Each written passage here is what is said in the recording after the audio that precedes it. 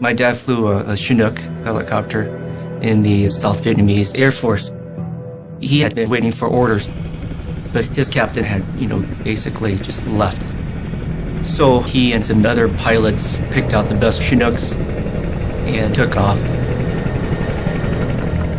He said it was the Wild West at this point. Just you and your horse, and you just do what you had to do to survive and take care of your family. He had given my mom a heads up that if she did hear a Chinook coming, to get ready. I was 6.5 years old. I can still hear the rumbling. So he came in and landed in a playfield. Caused a lot of wind, caused a lot of commotion. My mom grabbed my little sister, who was about 6 months at that time, and I have a little brother who was about 3 or 4 years old, myself. We quickly ran into the Chinook, and we all flew off out into the Pacific Ocean. My dad was afraid for not having enough fuel, afraid for a lot of things. He was just flying blind. And then he saw a ship out there. This big Chinook showed up. Then we realized that these were South Vietnamese trying to escape. There's no way he can land on QUİC without impacting the ship. He would have killed everybody on this helicopter plus my crew. It was way too big to land. We thought that the helicopter would just fly away. But as the ship was moving forward, probably 4, 5, 6 knots, something like that, the pilot communicated that he was running low on fuel. He opened up the port side of the helicopter and he hovered across the stern of the QUİC. Then all of a sudden, here comes a human. One by one, we jump out. I jumped out, my brother jumped out.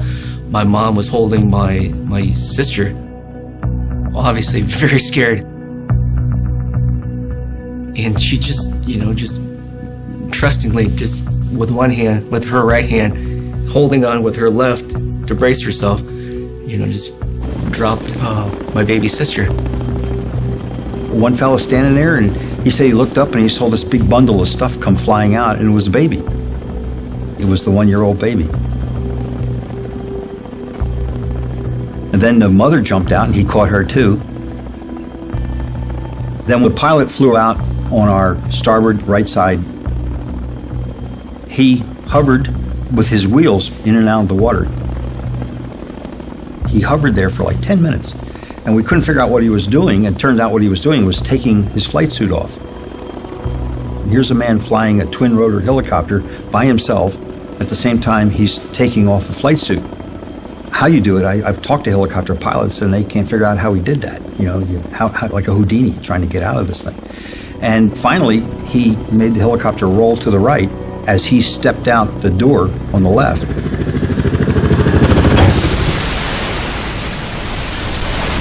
Just thunderous, loud noise. The shrapnel just blowing up. Suddenly, just quiet. And he pops up, and he's alive. And he swam away. The helicopter was only about 20 feet from him when it hit the water. It was amazing.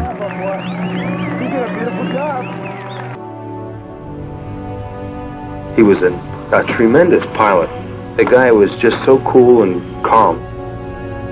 We've so far taken a total of 17 helicopters. We ended up with 157 people aboard the ship.